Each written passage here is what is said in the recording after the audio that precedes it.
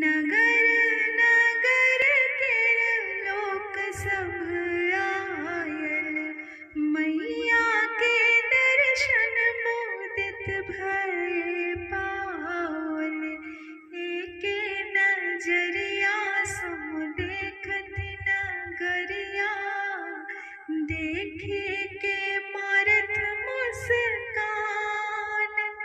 देखियो दुर्गा के महिमा महान, देखियो मैया के महिमा महान।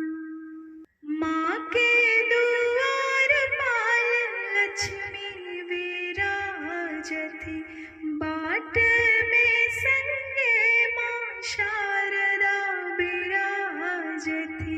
सिंह के माथा पर धाका चरण माँ, महिषासुर के लेलनी परान। देखियो मैया के महिमा महान, देखियो दुर्गा के महिमा महान। असुर संहारी काली मैया कहावती, सुर नर मुनि सभक प्राण बचावती।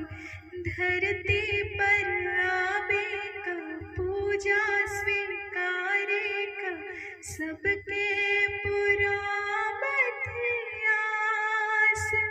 देखियो दुर्गा के महिमा महान, देखियो माता के महिमा महान।